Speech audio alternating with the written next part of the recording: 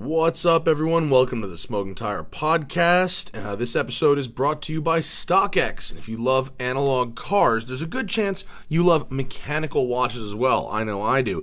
They've got style, performance, and practicality at the center of car and watch culture alike. And our choice for each says something about us, who we are, and what matters to us. Well, we like to think it does, at least. And when I'm buying a watch, I like to take ownership of the experience as much as I can, and that's why I love StockX.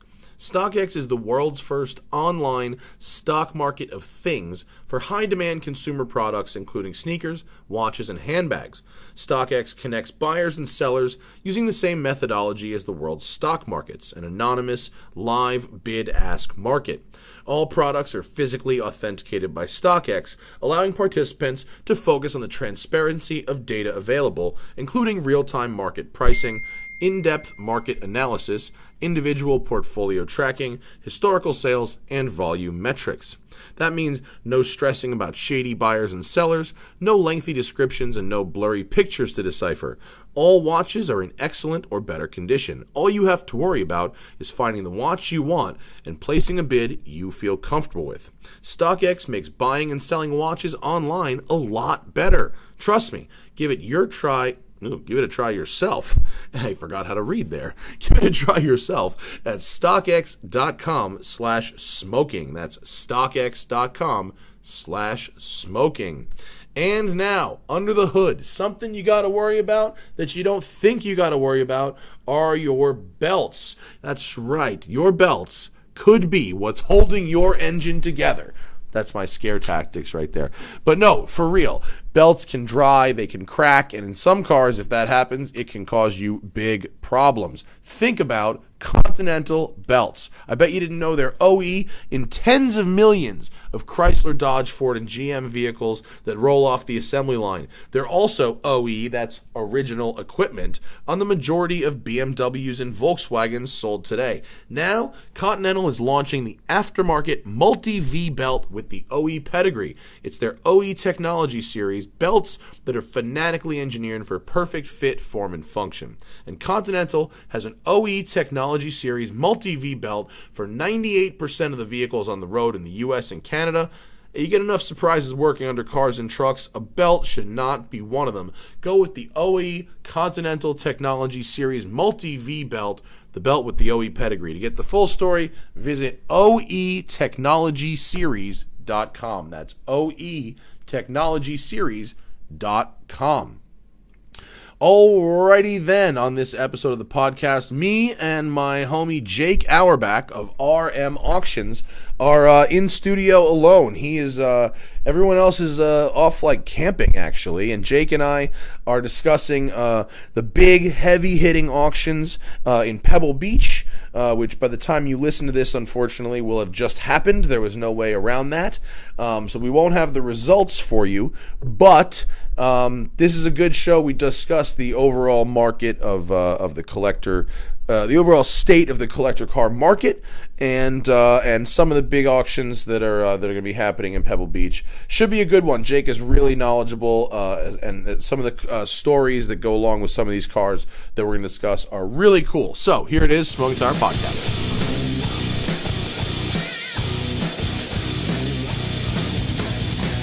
Hello, folks, Smoking Tire Podcast. What's happening? It's Monday morning. I'm about to get on a flight to London in a minute to go drive an old Ferrari that we're going to talk about in a second. It's going to be hilarious, and I'm doing a story on it for the drive. Very exciting. But I've been hearing a lot about the murmuring at Pebble Beach. I'm not going this year because I'm going to be at Grid Life, but my friend Jake Auerbach is in studio. What's up, brother? Hey, Matt. What's going on? How are you? And not only are you going to Pebble Beach, you've got the inside track because you work at RM Sothebys. Yes. As a specialist. Mm-hmm. And we're going to talk about all kind of things. Right quick, follow me on the Instagram. It's the Smoking Tire on Instagram. And I have a fun fucking Instagram. That's true. It's half cars, but it's also watches and cats and silly things I do. I have a new cat. He has 3 legs. His name is Morgan. That's amazing. Here he is. I didn't actually put that together. No, you Alex didn't? Roy must be very excited about that. He said, you're my spirit animal. Yeah, Morgan, me and Hannah have had just the best time with him. He's a Russian blue. He's like 2 years old. He's the most handsome cat. He's got an amazing face, and he laid on his back like for this picture, like within about an hour of being home. Right. It's always how you can tell cats are chill if they're cool being like upside down. Oh yeah, just and all he wants to do is just like nap on me. And look at this, he's just spread out across me and Hannah. Yeah. He's great. We're trying to get Conrad is my other alpha cat. He's like a 13-year-old male. He's a big boy, and so we're trying to get them acclimated. And it's tough. But this and I lost we lost a cat a couple months ago. It was like very hard, and this guy rules. He's definitely, Axel was the greatest. There will never be another Axel. There can never be another Axel. But this cat, with his 3 legs, he can run really fast and he can jump, but he's like charmingly unstable in a couple ways. You know what's nice? You ever have a cat that leans on you? It's the nicest feeling to have a cat lean. Right. When he has 3 legs, into it. He does a lot Can't of leaning. help it. Yeah. Constant lean, a little bit of camber. I'm gonna have to get him his own Instagram because otherwise he's just gonna take my fucking Instagram. And Morgan, over. the 3-wheeled cat. Morgan, 3-wheeled cat. Yeah, he looks good with a black name tag on too. He's a fucking badass. Blue hairs are cool. Yeah, follow Jake, J-E Auerbach, Auerbach. Like Auer and the fucking composer. Bach. There you go. Good luck putting. I just made your name way more complicated than it should be. Red Auerbach, the Celtics coach. Are you related? Only when I'm in Boston. Then you get you into Open all the bars. Some doors. Fuck Yeah. My uncle, Red. That's. Have you played that before? Oh yeah, you've used that move, right? 100%. Well, because you get anytime you have to give your name in Boston, and my father's side family's from there. They go, Are you related to? And I go, Red. Yeah, he's my uncle, awesome. Great uncle, whatever. Yeah, great uncle. My college roommate was Matt Laver, and his second cousin was Rod Laver. Oh, sick. And he would wear mine on, but he'd wear the Adidas Lavers, right? Killer. All the time. I just got the new edition of those. They have like a updated. Is there a new version. Laver? Yeah. Oh, no. Hang on, Adidas. I want to see a picture. They're like like that new like Flyknit fabric. Oh, is this? No. Flyknit? What are they called? Yeah, this could be Flyknit. Oh, these. Hang on. These guys. Yeah. They're killer. Oh, man, that's like... These are sick. Yeah, that's very Manhattan Beach. Yeah. So Manhattan Beach. Yeah. When I was roommates with this guy, remember the movie The Royal Tenenbaums? Of course. It's a classic movie. Mercedes 600 plays an important role in that. Totally. At the very end of it, when Richie Tannenbaum's showing the kids the grip, he goes, "This is the grip Laver used. Are you familiar with Laver? Are you familiar with Laver?" Was everywhere I went. Oh, this is my roommate. Are you familiar with Laver? Fucking they took over. Oh, so what's happening, man? How are you? I'm pretty good. I just flew into Los Angeles. Is it like you're a tax man and it's April 13th? Is that how you feel right about it? Yeah, no, it's a good way to put it. I mean, we have a constant din of activity all year. We do, about 15 auctions a year, so there isn't ever really like a non-tax season, just to keep the metaphor up. But do you travel for all of them? Not for all of the auctions. Because where are the heavy hitters, right? You've got obviously Monterey. Right. Well, we've got our our regular schedule, and that's Monterey, Amelia, Arizona, Hershey, Paris, London, and then we alternate between Monaco and Villa d'Este. But we also add in unique auctions each year. Like this year, we have the Porsche sale in October, which is super exciting. Standalone. Yeah, single mark sale at the Experience Center in Atlanta. So we've actually, we partnered with PCNA to do this. Oh, it's gonna be fun. What's the date on that? Amazing, October 20. Look? Here, if you go back to here, and you can check out the schedule on rmsotheby's.com. I'll share with the audience. And then we've got the Peterson auction as well at the end of the year, which is another one-off. Yeah. Oh, yeah, man. Fuck, dude, I'm gonna come to that. Where do we look for? Scroll down. Auburn, Fall, London, Hershey, Porsche. Here we go. Yeah. We're 27th October 2018 at the Porsche and that's going to be Center. great because you can stay. Have you been to the one in Atlanta? Very briefly. Okay. I haven't driven on it. They've got the on-track hotel and then the track and the facilities. Like, it's a killer. Is that instead of just inspecting the cars, can you take them for, can you mob them? Right? I'll tell you what, you know how they took that lull, the lull that happens when the bidding is like 2/3 of the way to where it's supposed to be. Yeah, And, yeah. You know, Eddie Van Halen steps Right, on stage right, and right. throws Yeah, in a come on, guitar. folks, yeah. Come on, folks. Yeah. I think that's when you fire that bitch up. You're, all right, come on, everyone, line up on the guardrail, and you just do a few passes. Right. Yeah. And I think that could fizzy a few nuts. I like the thinking. Take interested bidders, into the Yeah. car during the auction. Yeah. We will have driving experiences, or Porsche will be offering them. So cool. registered bidders can take advantage of that and pre-book those. And With like the new cars, right? yeah, Yes. yeah, Not with the yeah. auction lots. Yeah. Although we've got a Porsche Tractor in the sale, of course. Oh, hell yeah. So you can take that on the track. I love the wild card. Everyone loves a Porsche Tractor. Yeah. In terms of tractors, are you team Porsche or team Team Lamborghini? Who made the better tractor? Geez. Have you sold any Lambo tractors? We have sold both. So we'll just here. The Porsche tractors are Yeah, pretty iconic. they are. It's got a really good German schnoz. Yeah. Hang on, wait. It's that they're streamlined. The Porsche tractor's great. Yeah. You can really see. I can see like yeah. 356 details in this bitch. 100%. Yeah. A lot Even of don't the trim, 356 ice racers the use wheels, the front those wheels? two-piece wheels. Yeah. Totally. Even like, look, red center caps, extra option. They Yep. charge for that. 100%. Yeah, this one's got the full trim. It looks like it's a super. The 4-spoke Right, steering wheel, right, that was right. extra. This thing is loaded up. It's got rear fenders. Color matched engine. You think it had a red key? And they were like, 47 cents. Right. These farmers are passing each other on the road, and they sort of eye each other You up. watch, I dunk the key in the red paint. I Right. taught some. Contrast stitching on. That is great. I want to see the Lamborghini tractor. I forget who did make the better. Who had a bigger engine? Well, Porsche had a number of engines, going from like 1-cylinder to 3-cylinder, I think. There's some tractor This enthusiasts. is a very Lambo, right? Mm-hmm. Oh my God, this one is great. Hold on, let me pull up this image. I mean, it's a different era. It is. to This be is like clear. 60s, right? This is like 20 years later. Like no more Art Deco here. Right. No, this is like This is Italian industrial. structural industrial. Might as well say Fiat. Right. frankly. Yeah, Bertone designed. Yeah, where there must have been a better Lambo tractor. Is that it? This looks like a Lambo tractor. That's a Lambo tank. And that's 55. That's Whoa! All right, here this guy. All right. It's Gulf livery. what is going on here? This one is all. It's a Gulf livery. This is a tractor that's look a at tank the, treads. The lights, they have like the The screens on grates. them. So when you're doing, man. special stage at. Is this a Lamborghini tractor that somebody hot rodded? Wow. Fuck yeah, dude! I love it, You gotta love it. dude. These are great. Oh, that's the Porsche tractor. Is this a Lamborghini? Here's a Lamborghini tractor. I From like 55. that one. This Right. one's cool. Yeah. Ferruccio, like a he little, did it. He did it a bit. This is not bad. Yeah. More Gulf livery.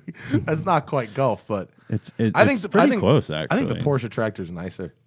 Yeah. This one's a little. This one's like a basic tractor with a cool. Well, with a cool cowl on it. The Porsche one is a better overall. I mean, package. Porsche was, they were pretty well involved in, they Totally. were already designing some pretty serious stuff. Whereas I think Lamborghini was really just a tractor company. So Yeah, it's that still said- were into that said, 2003. to go from that to the Miura is know, an right? impressive leap. That's a jump. Yeah. Yeah. That's like Tesla to go from to go from PayPal to Right. anything. Right. What's next? That was a terrible Yeah. joke. You should just fucking take my joke license away for that. It's awful. Especially because I liked the Model 3. Driven a Model 3 yet? I have not driven a Model 3. It's yet. pretty cool. Yeah. Yeah. It's the body panels don't always fit together, right? Right. The But- bumpers. Yeah, and apparently a few bumpers have fallen off here and there. But I drove it for a week, and I wanted to hate it. I have like that bias because I think Elon's like out of his mind. But it's a very nice car. Right. Yeah, to drive in L.A. in the city. Fuck yeah, it's great. I'm impressed with it. Just that they've been able to build them at the quantities they have. Well, and that's in a why the way to sort of bumpers cut are costs. falling off. Right. If so they it's chill, hand in hand. it's like Elon himself. If he right. took a fucking nap once in a while and put down Twitter, like the Right. company would probably run Right, better. But right. he thinks Yeah. if he stops, everything will fall apart. Right.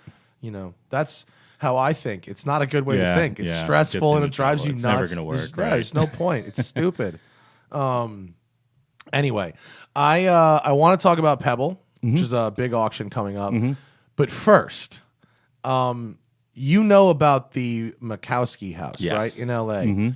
I got to go last night for Pagani Beverly Hills. Killer. They are opening a store in Beverly Hills. Pagani, if you've been living under a rock, the Italian hypercar company, Horacio Pagani, pioneered the use of carbon fiber at Lamborghini. Lamborghini wasn't really about it, so he dipped and created some crazy cars, and still does.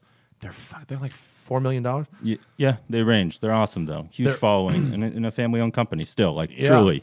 I saw a window sticker on a brand new Huayra they had because it was Pagani parking only. Right, of course. Yeah, it's LA. And you go EV charging stations, Paganis. Right. Well, you go Pagani parking only is how douchey is that? And then you actually show up there, and the entire driveway is full of Paganis. I mean, it's actually full to the brim of Paganis. So it was just the most absurd thing. So I think there was probably maybe a dozen Paganis there. Right. Crazy. Which is a lot. And one had a window sticker on it of $2.965 million. And it was a regular Huayra, but it was red carbon fiber. It was pretty wild. I like that pretty movement wild. Towards the colored You carbon know what it fibers. was? It was alternating. So it was like they masked off a portion of it for the red carbon fiber, but it was alternating with white. One of the most impressive details with Paganis is if you look at the weave across panels. Yeah, when it all matches. It lines up. So like fucking nuts. the amount of thinking that has to go into that and making that happen. Yeah, like how far is overwhelming. How far backwards exactly. do you have to go to make that work? Yeah. Christian von Koenigsegg does it as well. Sure. And you have to go back really far. Right. The thought process, the lineup of the weave begins like so far back. It's so crazy. But so this house in LA, it's called I don't know if it's called the Mackowski house, but this guy Bruce Mackowski is a crazy developer. And I saw him last night. He spoke.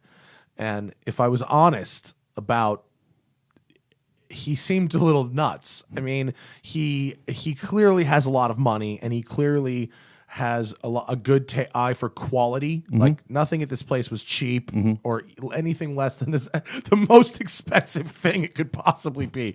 But the guy was wearing a red blazer and Gucci sweatpants and like Jordans. Yep. And like a $900,000 Richard Mille, like Rafael Nadal, like green, crazy green thing, right?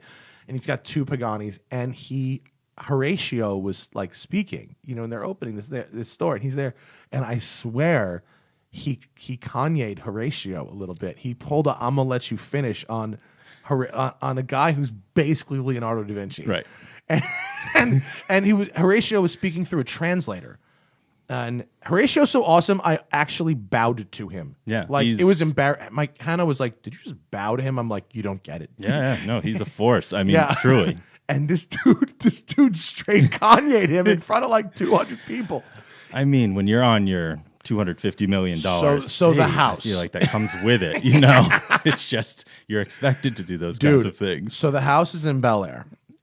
Here we go. Decent I got view. pictures. The view is not bad. Yeah. Here's the pictures. I think I see, is that Brooklyn? Yeah. Yeah, it's Brooklyn there. Yeah. You can see the Empire State Building. Right. So here we go. The house is, the deal with this house is it's $250 million, and it's a spec house. This guy built this thing, decorated it, furnished it. It even comes with collector cars, collector art, and all of this shit. You take everything, and if you buy it, you get 2 years of servants for free. It's amazing. I mean, it's all about the amenities today, so crazy. It makes sense. So here's I know if you're just listening, we're going to do our best to describe every picture to you, but it's so absurd. So this is the lower deck. The pictures aren't really in order, and I'm sorry about that. I don't know why they didn't come in order, but the lower deck, which has AstroTurf and an infinity pool surrounding like an AstroTurf island. So that's a U-shaped pool. That's a there? U-shaped infinity pool Okay. around an AstroTurf island with like a sitting area on it, and a lovely coffee table that just looks out over Bel Air. Cool. How do I make this? So Are those chairs tile? no, they're like wicker, but they're really nice wicker. Some of the furniture will blow your mind. So here's just it's 924 Bel Air Road. Feel free to look it up. mega estate. This was the take home brochure. The actual brochure had a titanium cover, Of course. because of course it did. Yeah. And you can see the layers here. So we came in the top, right? The top is actually the entrance. They call it an upside down house, Right. Where it just is built on a hillside. So you enter from the top, and then below that, I didn't actually see any kitchen. There's no kitchen. Like the kitchen's like in the back. It's for the staff. Like if you own this place, you don't cook. Right. The master bedroom. There's many sitting rooms that just go across the whole thing. There's art all over the place, and then you go down to the quote salon level or something Right. like that. There's more sculptures and grand pianos and just more bars and more everything. And then you go further down, and there's just more. And it just never ends. It's 40,000 square feet. It's crazy.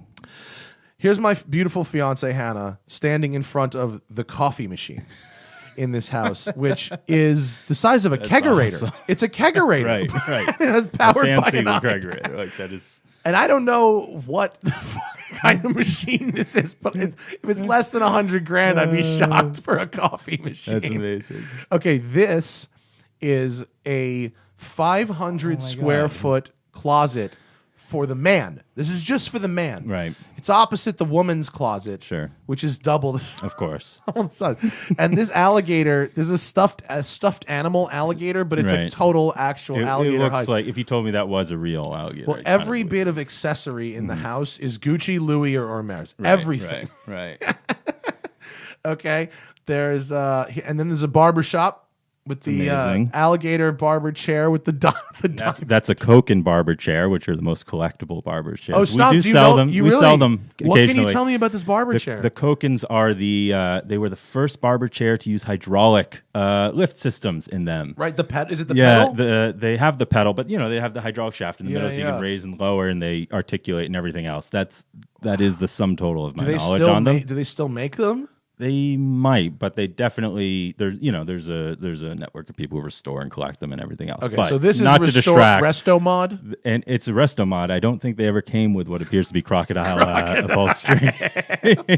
When you're at the barber and it's synthetic leather, Yeah. it just never takes away from And the I think this experience. is more ornate. The That looks footrest very is heavily more. polished. I'm hoping it's not some precious metal, but I wouldn't be Oh surprised. my if God! it was. Imagine it was like white Right. gold. Yeah, totally. It's like the guy with the white gold sub. It's Yeah. like it looks like it could be white gold. I know. maybe. This is it's taken from across the foyer, but this is the dining table with these chairs that it looks like, if I had to describe it, who's seen Beetlejuice? It looks like the dining room from Beetlejuice. It's crazy narrow, very vertical chairs. And this is one of I don't know, 7, 8 dining areas. Right. Like so many dining areas. If you go downstairs into the pool level, which is not the lowest level of the house, mind No. you. So there's an infinity pool, but it's not on the ground. It's It's a floating, middle. It's a right. middle level of the home. Of course. Yeah. There's this amazing chrome staircase that looks like the railing for a roller coaster, with steps mounted like a roller coaster's tracks would be mounted. And then this is a giant polished chrome. And by giant, I mean the thing is probably, I don't know, 7, 8 feet across, 4 or 5 feet deep.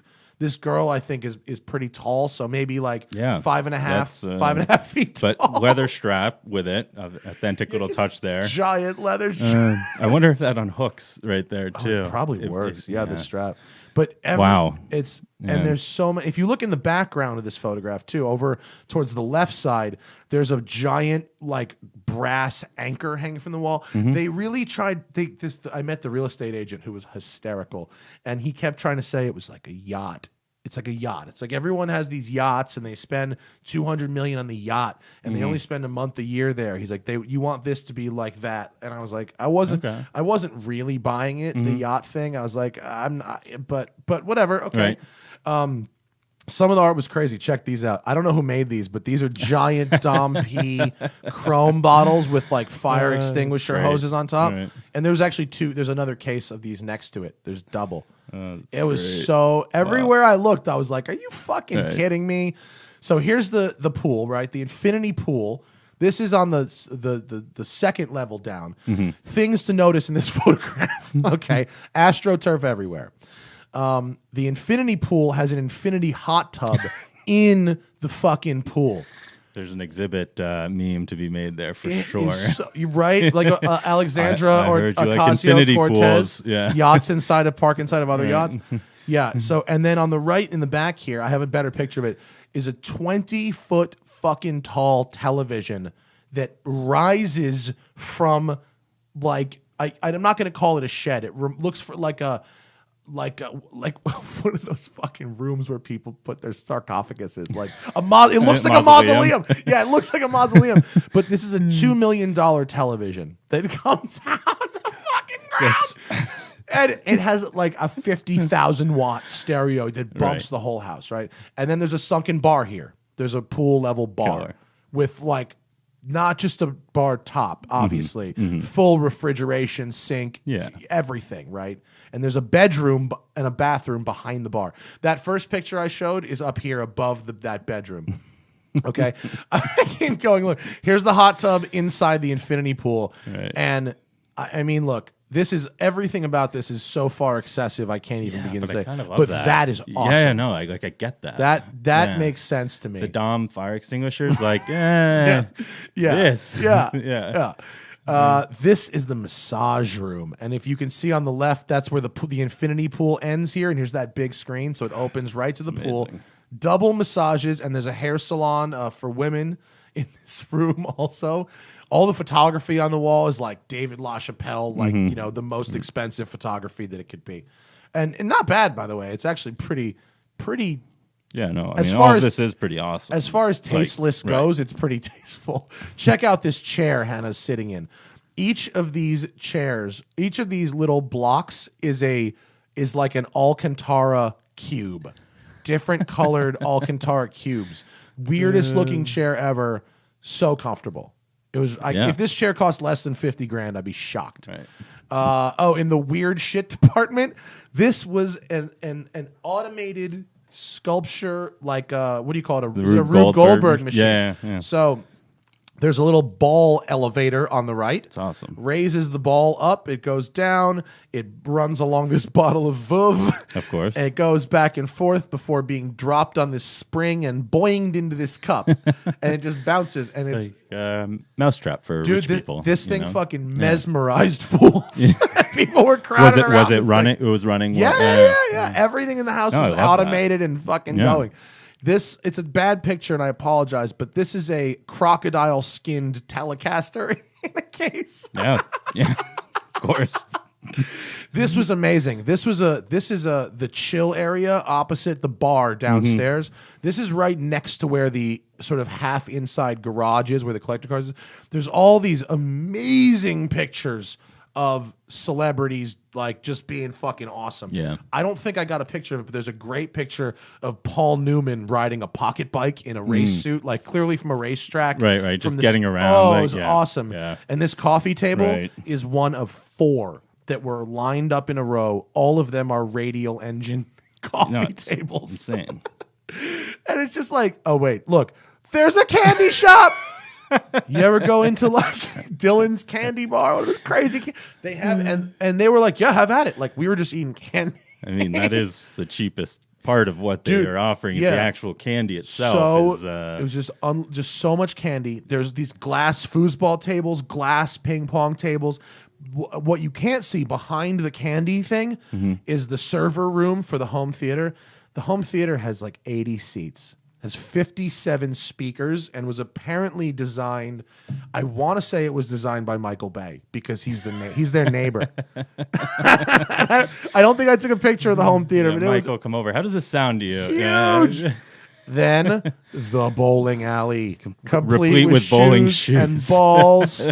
Here, look at this. It's 4 lanes, dude. It's the details. Everyone's got a bowling alley, but do they have a pair of shoes in every for size? every size for every body? Wow.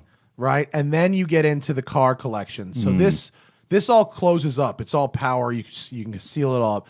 So all of this shit comes with the fucking house. Right. Yeah. So you've got this really bizarre. I think is it a Gixxer? I can't tell if it's a Ninja or a Gixxer.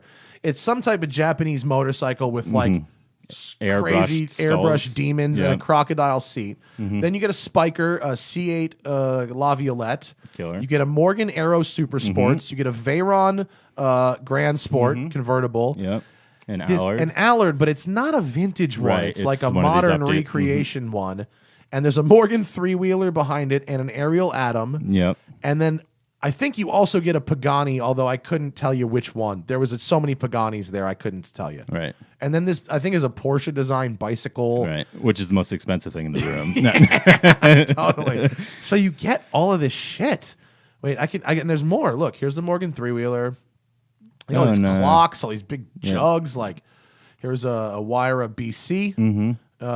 Really cool. Really pretty car. I mean, One there. to own. Oh, I forgot. I didn't mention it. I was waiting because we started on the helicopter and then you just sort of clicked ahead.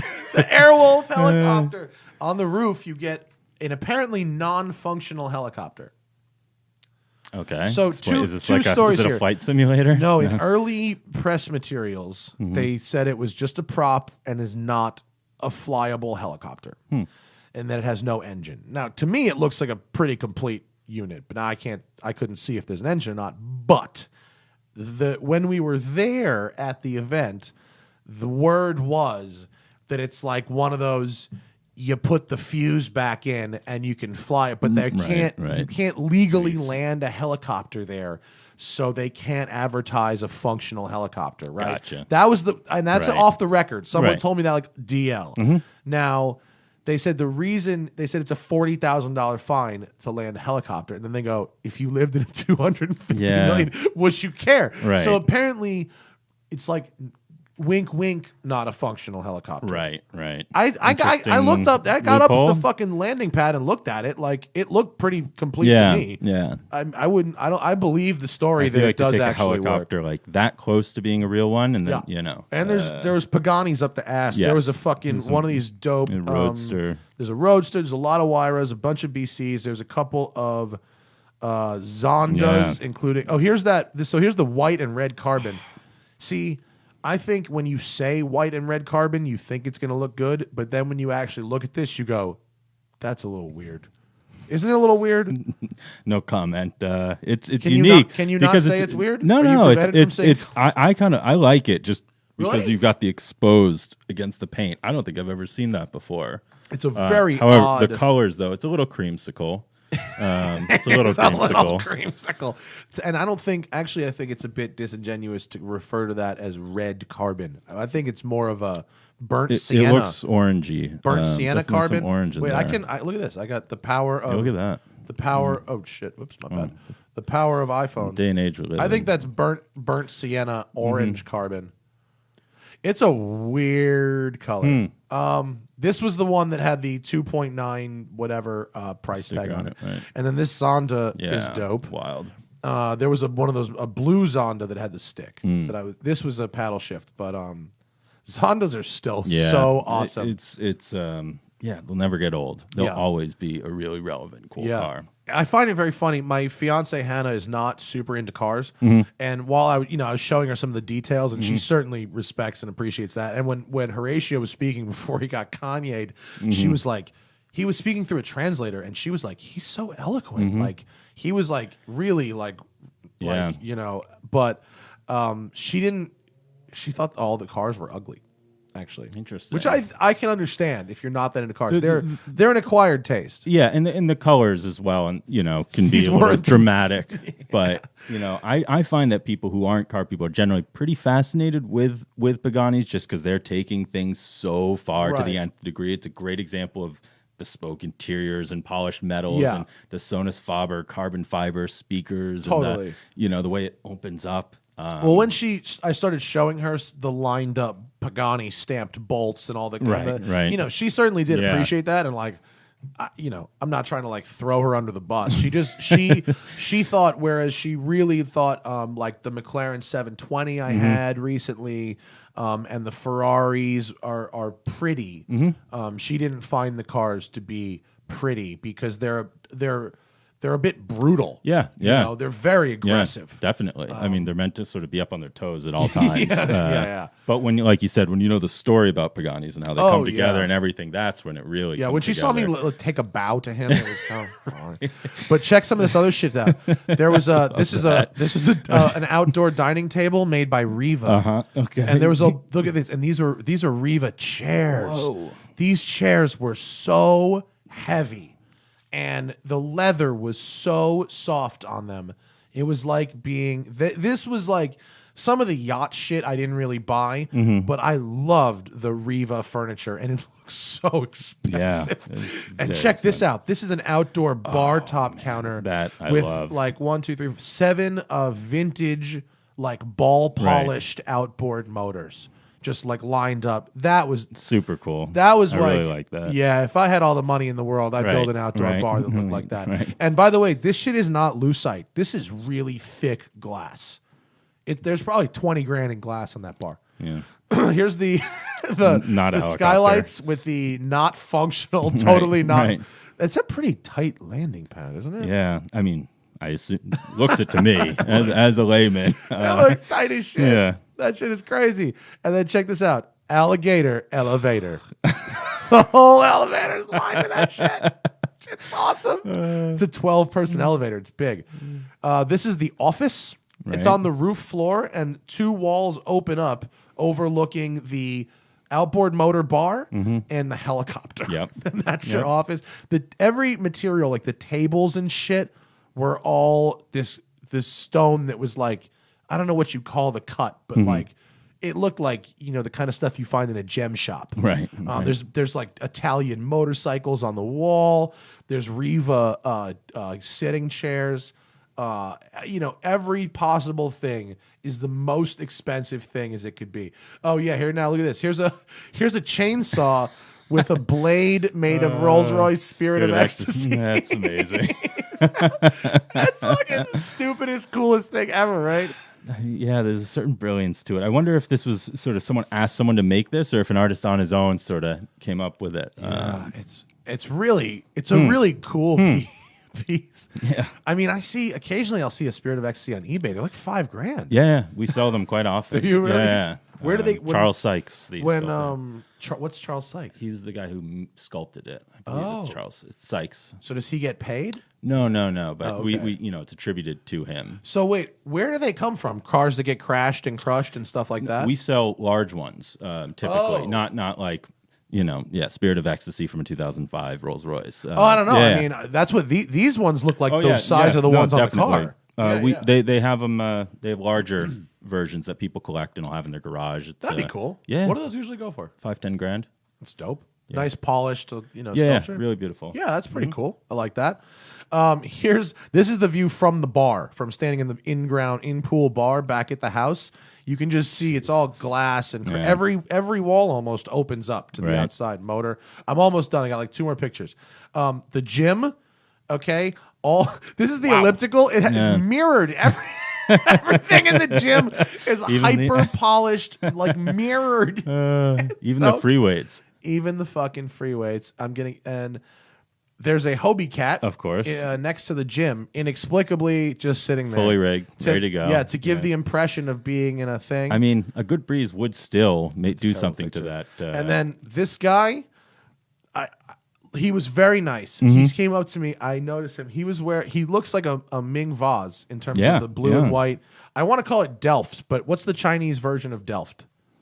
Delft is what you would call it in Amsterdam, the blue and white. Oh, right, the China. like old school tiles. Yeah, stuff. think about like that, but like on a Ming vase, and that's what his coat looked like. That's what it looks like, and he matched it to the shoes too. He You matched forgot it to to mention his that. shoes, and he was wearing $1 million Richard Mille. I saw 5 Richard Milles at this party. It's sort of the watch of the Pagani- moment. of and Pagani the owners. Pagani guys, it makes sense. They go hand in hand. And then in the back, you see they were playing like live what was Billy on Joel. TV? There was a live Billy Joel and Elton John. And Billy Joel wasn't in a room somewhere being live streamed to this dude, TV.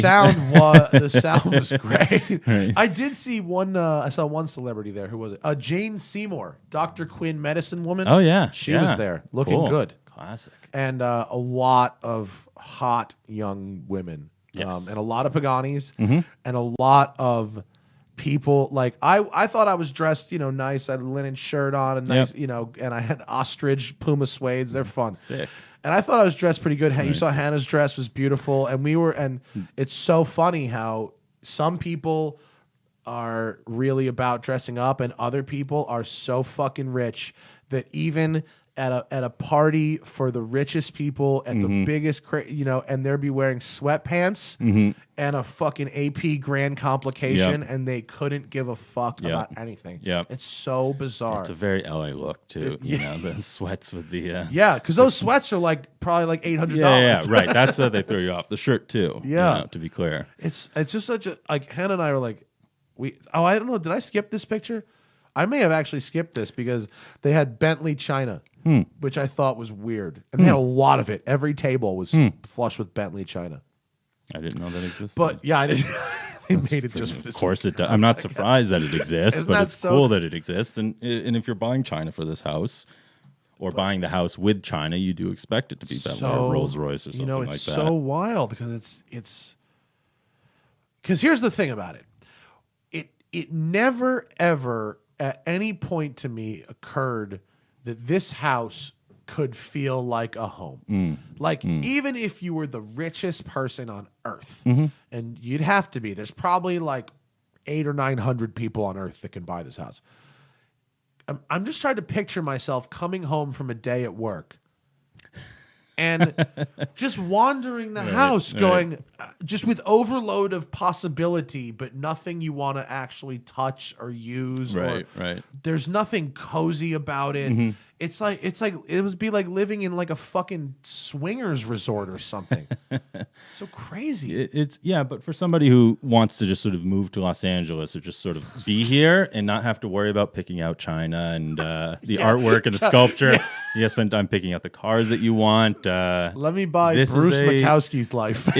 There's a convenience to it, one and done. And done. I mean, holy shit, you hang out with rich people if that's how you are comfortable putting that. That's crazy. One and done is really one and done. Yeah. Well, if you didn't want to do that, right. say you already had a house, you wanted to go buy cars somewhere with taste, Pebble Beach is coming up. Yeah.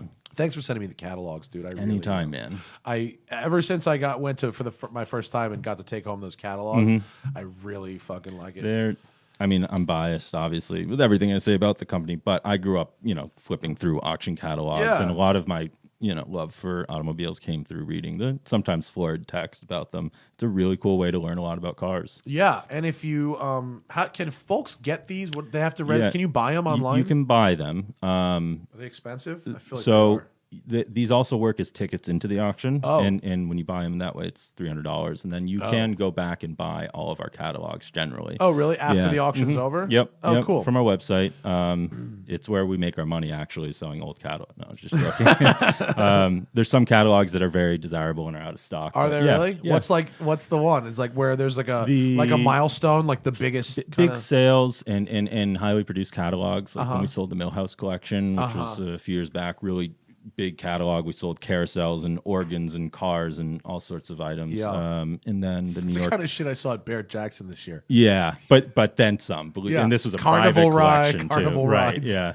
The and New York sales, New York 15, any of the limited sales. The Pinnacle portfolio is probably the most sought after, but $300 is a lot for a catalog. If it's a regular one, is it a more reasonable price if it's back catalog? Yep. Well, if people don't have this spend. is also your admission into the auction. Right. And so you can it's a ticket, which is nice. Yep. Because being there is good. I think at Pebble, there's certain really fun things to do, but getting medium drunk and watching people spend their money at RM and Gooding and those is really fun. Yeah. Because you get to play your own game. Yeah. Too. Yeah. It's like playing the home game. It's like, watching Jeopardy or something. Yeah, it's exciting. And if you have a little bit of money, you can actually play a little bit. Because I think, do you guys have anything that's reasonably priced, even on Thursdays or Wednesdays? What's going on? So our auction's Friday, Saturday. It's just Friday, Saturday. Yep. 150 lots.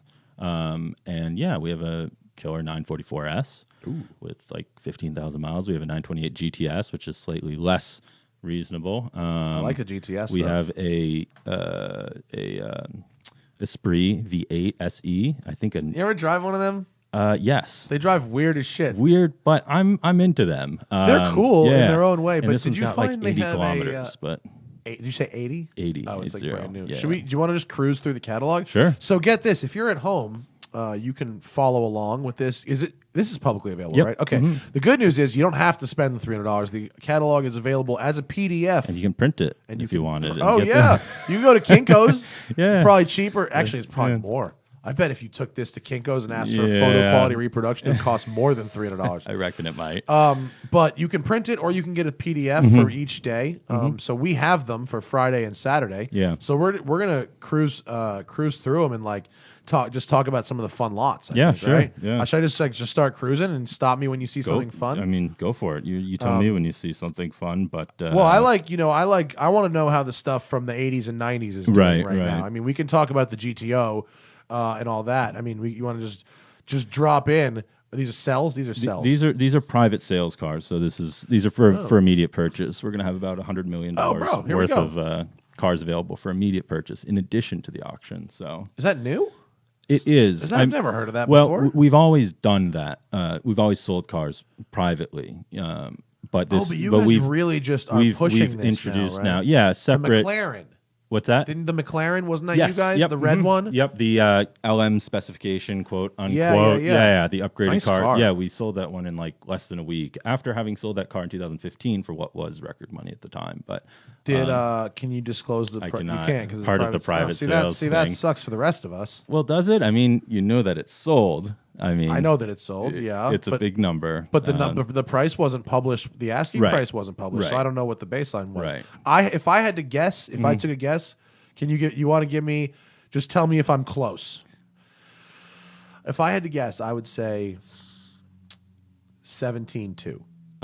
You are not close. Okay. It sold for a little bit less than that in 15. Okay. I'll leave it there. But All right. Yeah. And there's a lot happened in a positive way. yeah, Since then. yeah. I know a guy who got a car that had been crashed, who got the Mr. Bean car, Yeah. and Famously crashed. Yeah. famously Yeah. crashed twice. Yeah. It was 12. Yeah. Yeah. And that's crashed. So Yeah. I guess it's more. I'll just assume that you meant it's a lot more, and that it hasn't gone down since 2015. Here's the 944. This is what you're Yeah. talking about, right? Yep. Mhm. 15,000 miles. Yep. Original condition, 30 to 40K. Without reserve. It's a lot for a 944, but that's very low. Mm-hmm.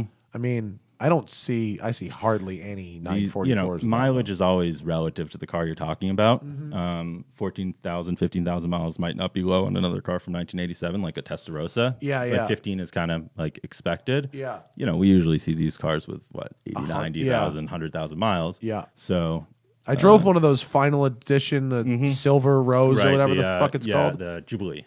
Jubilee? Silver Jubilee car. So is that what it is? That was the 911. the Oh Silver no, Jubilee. this was a 944. It's like a Right. turbo. It was a 951. It was a Turbo S, some kind of special edition. Right. It drove really nice. Oh wow, look at that interior. That's fresh. Yeah. No cracked dashes here. No. Very fresh car.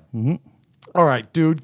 I mean, 23 look, window. it's a 23 window. I get it. We're looking at a 61 microbus, 23 window, 140 to 160K. I know there aren't a lot of them. And I know that baby boomers still love this shit.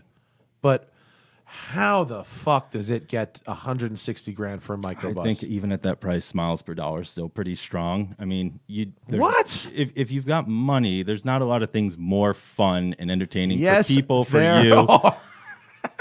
I mean, You ever tried one of these there's things? car- They're terrible. I own a single cab pickup. Oh, you do? So you yeah. know they're terrible. Oh, and this is not the car for the driving enthusiast. This is a museum car? You have to stick this in a No, collection no, somewhere? this runs and drives good to go. I mean, you take this into town or whatever, like, it's a cool, fun thing to own. I Plus, mean, look. it's gonna generally be it's always gonna be the most collectible VW microbus, and even the baby. It's people What are who aren't 21s? 90, 100. We have a 21 in the sale as well. And it's not just baby boomers. These are cultural icons. Everybody knows what the bus is, and not everyone knows what the 23 window is, but when they do, it's pretty cool. These are great value buys. 59 or the bus is or the 59 Alpha 2000. The Alpha, the 2000 Looking at a Spider. 59 Alpha 2000 Spider. It's very, very pretty. Yeah. Is it related to the Maserati of the period? It But it's a great comp against it. Yeah. The 3500. Yeah. Yeah. Is and it the same Oh, they're No, both this- touring, so aren't this- they? Yep. That's why, because they both have the same coach And builder. this is really great touring coach work with vents and hood scoops and everything. It's Yeah. sort of like a shrunk down Ferrari PF cab. yeah. And Is it smaller than the Maserati, or is it yes, about the same? Yes, it is. It is. If you Fucking so sexy car, man. That's very, very pretty. Yeah. What's the motor? The 4? it's a 4, but yeah. there is also a It's a 2600. 2000, right? 2 liter. Yeah. Yeah. There's a 2600. That's a Oh. 6-cylinder and with That's the triple one. Webers. And it's a miniature 3500 GT. And so if effectively. this is 175 to 225, how much is the 6-cylinder? This is a pretty spectacular example. So it's priced above market for most 2000s. This is not most 2000s. You can get into a 2600 for $150,000. Yeah. They're very pretty. Yeah. Here, I love the 70s into the end of the 80s Aston V8 Vantage Yeah. coupes. Yeah. Super underappreciated. Yes, they look like 60s Mustangs, but they're better. They're better. They are. They're very cool cars. Yeah, and they have skyrocketed. Yeah. These things were sat could at pick these 60 up for grand for nothing. 2 decades. It's one of these cars you really need to drill into them to understand the differences. They go from Series 2s to 3s, and then there's a Series Oscar India, and then it goes back to a Series 4. Yeah. You've got US Vantages and European and molded flip tails and you need to drill down to understand it, and that market overwhelmed people for a long time. But now there exists a connoisseurship and understanding of what each car did, Yeah. and it's an incredible car to drive at speed. Have you driven one? Oh, sure. I've never actually driven one. X-Packs. I've driven. Are they nice to drive? They're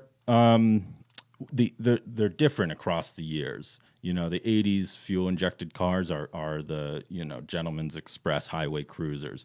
Tremendous amounts of the sensation of torque is steam just sort of building behind you. These cars, the earlier ones, are really, really fun cars to drive. You feel like James more Bond when you're on lively? them. More lively. Still a lot of weight. And it's a V8, a big V8. Tadek Merrick. Tadek V8. Merrick, yeah, a very special engine. He spent years developing this thing. They used it in like pretty much everything so for the period. the DP215, the Aston Martin we're selling, one of my That's favorite the old cars the old of all one. time. Is that on what? That's on Saturday? That's It's Friday. That's on Friday. This was originally designed to run the first iteration of Tadek Merrick's V8. Oh wow! I didn't know that. But yeah. I didn't know the V8 dated that far back, and B, I didn't know that car was using anything resembling that engine. It didn't ultimately use it, but that was the plan initially, and that's where they first started thinking about the V8. Oh, here's a great one Yeah. to stop on. I just cruised by a 190 SL. I just don't find them that interesting. Yeah. 91 Diablo. One of 900 first-gen Diablos. What's that, a pre-VT?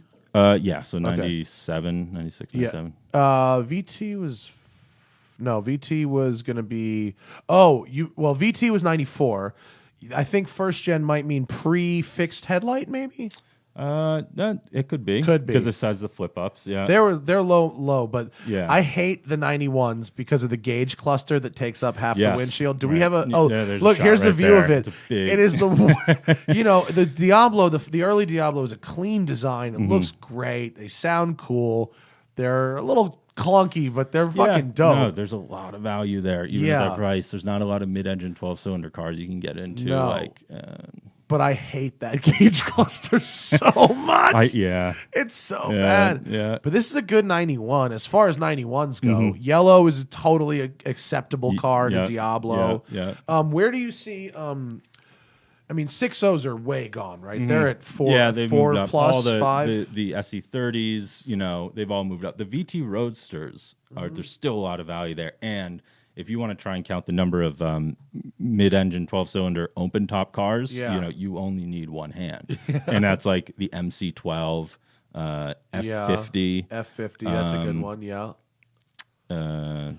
mid-engine, 12-cylinder, open top. I know there's a big boy. one I'm missing here. Well, there's going to be a couple Ferraris vintage.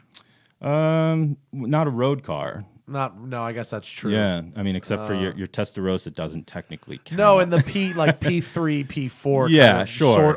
Sort of but counts. Yeah, there's no Miura Roadsters, really, just that none concept, factory. the one concept. Yeah. And Yeah. No, very rare, Right. if And any. so Yeah, and the VT true. Roadsters are, I love driving them, even, Dude, and- I only drove a 6.0 once, Right. and I really enjoyed Yeah, it. no, they're actually. remarkably well polished cars. Yeah. And they're the last before the Audi merger. They're real expensive to fix, though. A friend of mine worked on these a lot, and they were a fucking disaster if anything went wrong. You got to pull the motor for like all this Yeah, stuff. they're really sort of cramped in there. But you know, it's for I don't know 7-8 years now. I've kind of been like, man, these things are too cheap. Yep, They're yep, too cheap. yep. There's not enough of them. We can. Is this thing super cool? Yes. What is very it? What? super Tell cool. me. Tell me Fiat about this. Patriarca ran in. What is a Fiat Patriarca? So it was a tuning shop effectively that worked with Fiat to build rally racers, the type of Italian rally racers you'd see in the 50s, small displacement, but just really capable short chassis, tightened and lightened and everything else. And this car actually ran in Milan period, 1950. Class winner. Yeah. How about which that? is no small feat, so. Jaguar. How about this? 88.5 Testarossa. Oro Chiaro Metallizzato, very cool color, very period. What is that color? It's like a olive green gold. It's a light gold metallic. Oro Chiaro metal. So those lines. It's gold. What's Chiaro? Sky. I think Chiaro's sky. Metallic sky gold, maybe. I feel like that could be it. Italian Chiaro, people are Chiaro, screaming at right. the thing. Yeah. It's kind of a dope color, though, huh? Very, and there's certain colors that fit certain cars better Yeah. than others. And if you're going to Although I got to admit, the red cylinder heads really contrasted badly.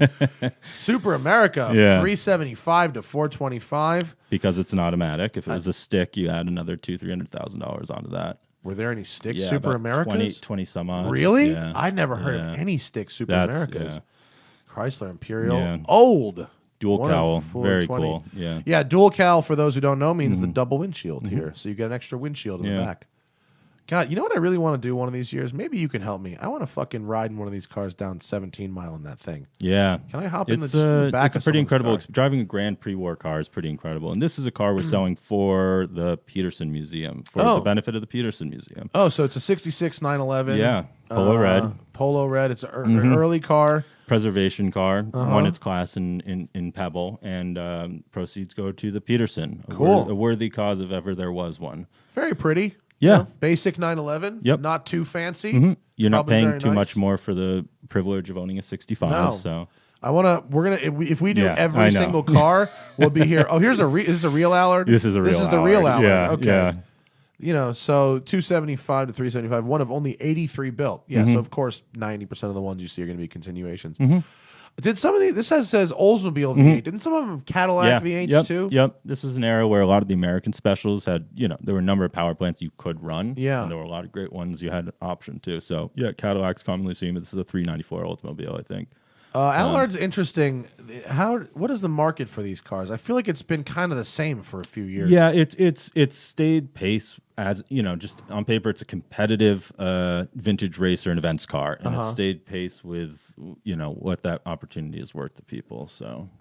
How about a 63 289 Yeah, Cobra? that's a killer. 850 to And this 950? is one that's perfect for somebody who wants to have a Cobra they can drive. Here's the secret to Cobras. The 289s are the best cars. What happened here? What happened to my Zoom? Oh, no, that's just a weird photo. It's just weird photography. It's because it's cropped across the pages. You don't get that. Yeah, right. yeah. Sorry about that. No, you Yep, good. okay. That's why you pay the $300. You can see the whole pictures. 2095. Wow, early car. Early car. Yeah, and black over red. That's fucking fresh. Yeah. So have you driven them, a Cobra? Yes. Mm-hmm. They are nice. They're the original pretty cars amazing. Yep. with the 289s are really, really nice. That's the secret recipe. I mean, Because they're so light that like the 300 horsepower or whatever a 289 makes, 250 is a bunch. no, driving a 427 is a terrifying experience. I had a replica that had a big fucking motor in Right, it, right. and it wanted That's- me yeah, dead. same idea. It was Yeah. not even fun. Yeah. Well, realize that chassis was designed for a Bristol 2-liter engine originally. So, Yeah. I drove one with the 2-liter. Pretty fun. Did you? No, not the 2-liter. I drove an AC Asica. Yeah. Yeah. It was fun. Not ours. No, John Bothwell's. Oh, yeah. Yeah, Of course, it black was- one. We yeah, saw that. Yeah. it was a great lovely car. Yeah. Yeah. Awesome undervalued cars. with And a he Bristol dailied too. it. Yeah. It was You fucking can. great. It Yeah. drove really nice. Yeah. Carrera GTs. So when the 918 came out, Carrera GTs doubled. That was Yeah, they had a 3 years moment. ago. Yeah. But yeah. it seems, have they just sat there? Well, Or I they mean, settled a these bit? were 400 grand cars for like most of their life, Right. 400 grand. So this one has 176 miles and 7 to 900,000.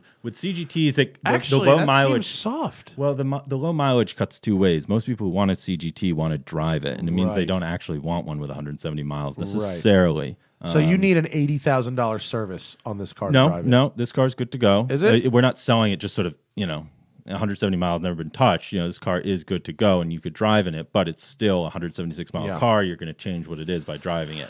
It kind of sucks when the value is in the low miles. Yeah. Or when a lot of the value is in the low Yeah. miles. I said that you were going to be here on our Instagram, Mm-hmm. and somebody actually asked, and I want to get Right. to some of these questions. Someone asked, is there anything that, let's just say, Burn Andrews, is there anything, or it might be Brian, but Burn Andrews, is there anything that can stop the practice of limited, extremely special cars just being locked away? It's a shame so many never get driven. And he has a point, but people can also do whatever they want with their shit, right? Sure, and we hear that a lot. I mean, I'm a car guy. I love driving cars. Like I love cars being out on the road. We don't want these things to go into locked up collections. But the truth is that doesn't happen as much as I think people expect that it does. And you got to realize the guy with 50 cars, let's say, good size collection, 50 cars. If you're driving one every weekend, it takes you a year to drive your collection. Yeah. It's not that they don't want to drive all 50 cars every weekend or that they want to They just- hide them from people. It would be a full-time job. Yeah. And the truth is that, we have more cars today than we did 10, 15 years ago precisely because they've become more valuable and it's become worth it to sort of pull them out and find them and restore them and put them back on the road. Yeah, there's literally more vintage cars on the road today than there were 10 years ago. Yeah, things. Probably. at I mean, least I don't know maybe- what the rate of attrition is, but Yeah. there's certainly cars that may have just sort of been buried for a long time that are now being right. sold or offered or shown because there's this rich culture around Yeah. them and value and everything else. So Here's an interesting one because it's the market for 308s has a huge spread. yeah. This is the top of 78 308 GTB fiberglass, one of 712 fiberglass 308s, carbureted, pre-injection. These are like the lightest, fastest, best 308s. Yes. Well, lightest, fastest, sure, and most valuable. Not best? I like the dry sump steel cars, which Okay. came after this and before the injected cars. So, Okay. Yeah. I have only driven a couple of 308s. One was a later injected car. It was a GTSI. No, it was a GTS. It was an 80, 79 or 80 GTS. Okay. And it was all right. And I drove a fiberglass car, and it was lively. yeah. Back in the day, it was very lively. It was Right. nice. Yeah. Well, 80 to 82, you had two valve injected, and those are the bottom rung of the 308 ladder because they went from carbureted two valve to injected two valve and then to injected four valve in 82 and a half.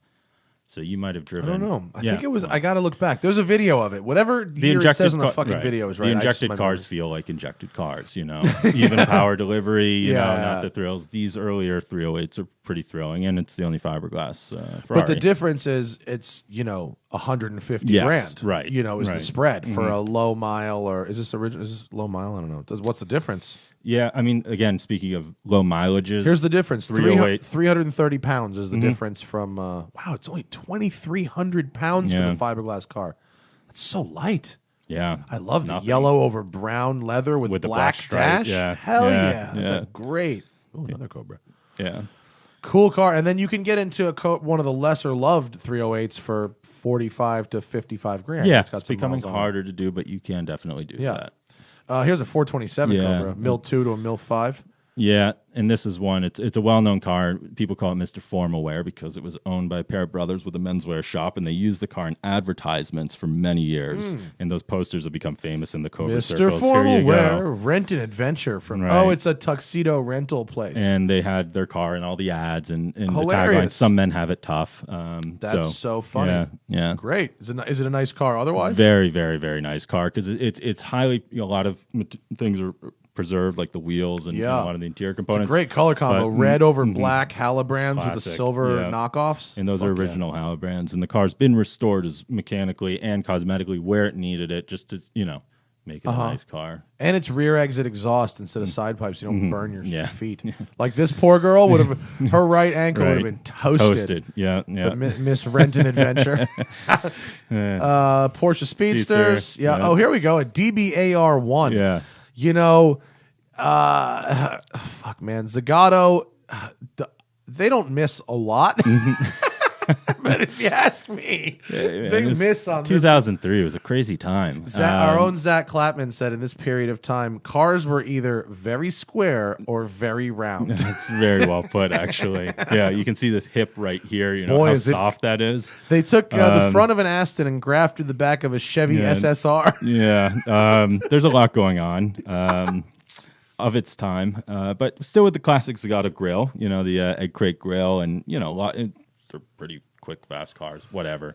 Yeah, that's a 12. 99 of them made, and that keeps the value. They're high. rare. This one's got 800 miles on it. Oh, so. man, never been driven.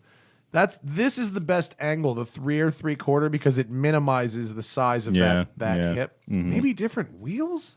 Yeah. No, I don't know if there's anything you can do to say that. height. Here's a heavy hitter. Yes. 66 Ford GT40 Mark II. That's like the real good one, folks. No, Mark III is the crazy good This one. Right? this One's is pretty good. To me. This is the one to own and Third the at generation. 66, 24 hours of Le Mans. So yeah, when Ford took Yeah, 1, 2, that'll 3 at do Le it. Mans, this car was there on the finish line. Yeah, okay, this is a good one. So it's a pretty significant car and There it is. a pretty big piece of automotive racing a good history, color, American too. history. Candy gold with a K.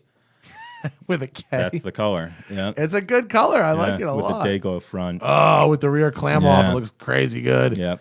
Look at the headers. What motor's in it? 427. Hell yeah. Yeah.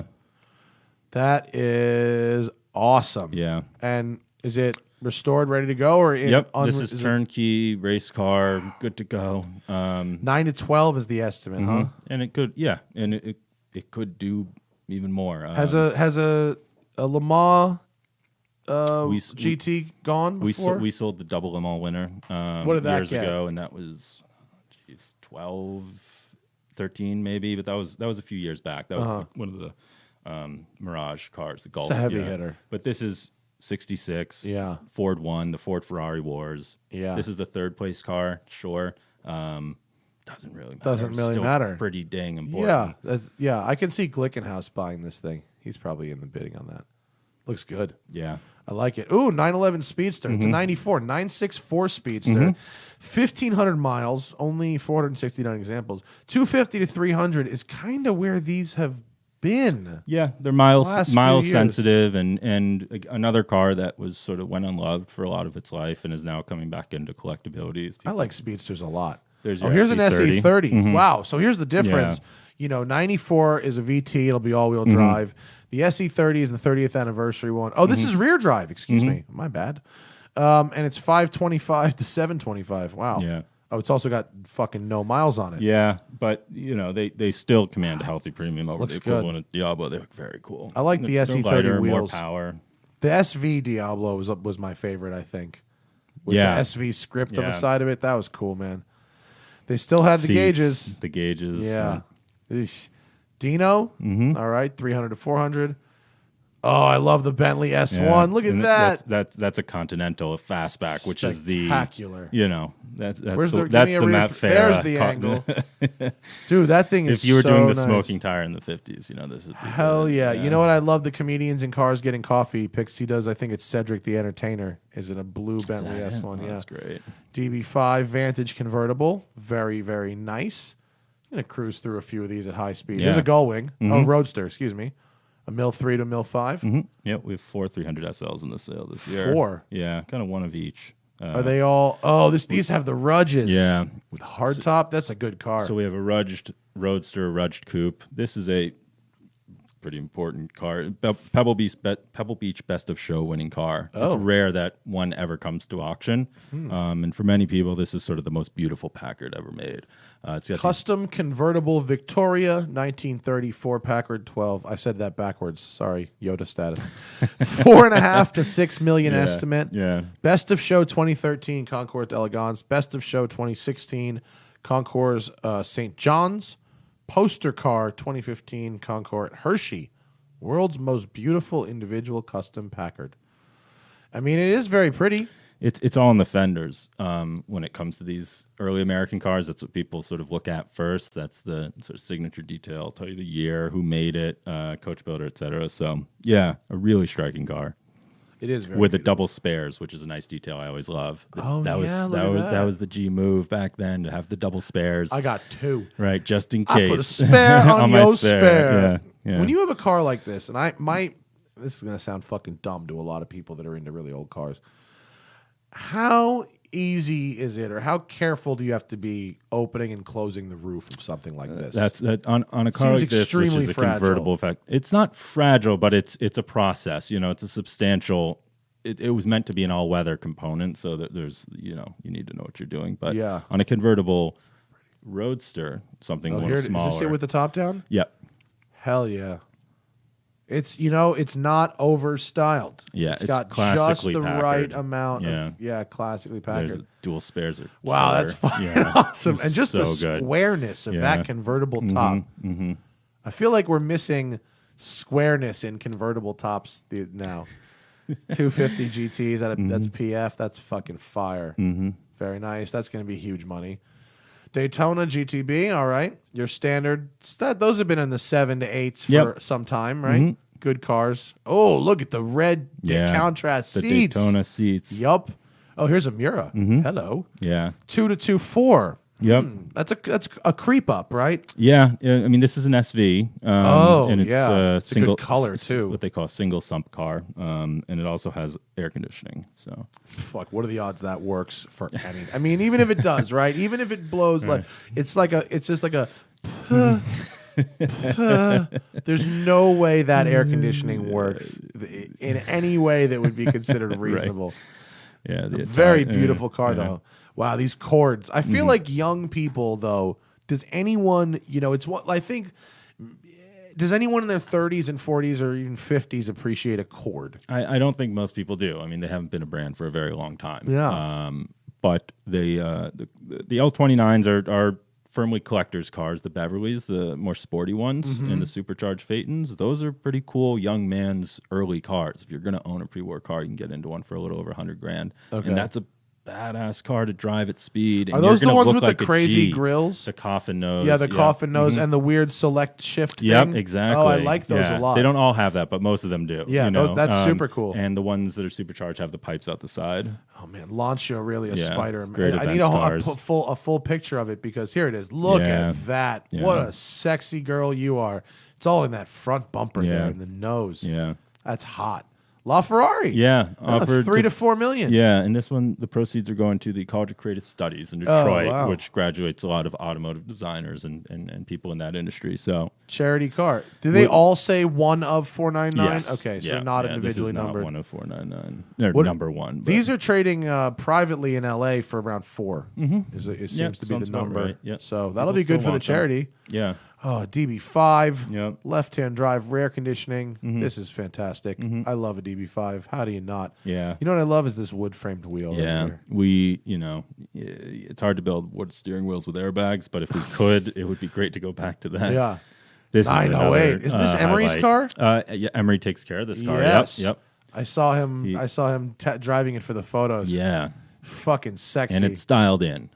this thing's not, ready not to that go, Rod right? needs me to tell him that he did a great job with this, but this is another example of a real turnkey historic racer, and one of just a few short tail cars made. 58 Spa 1,000 kilometers. Yeah. Wow. Who's this signed by? Hans Metzger, Willie Kaufman. I don't know if I know anyone. Is that Vic Elford? That looks like That's Phil Vic because he Elford. did drive. Yeah. Yeah, Hans Metzger and Vic Elford are the two that I Yeah. can recognize. That'll work. That's fucking cool. Oh, look at the wood shift knob like Yeah. the Carrera GT. Yeah. Hell Killer. yeah.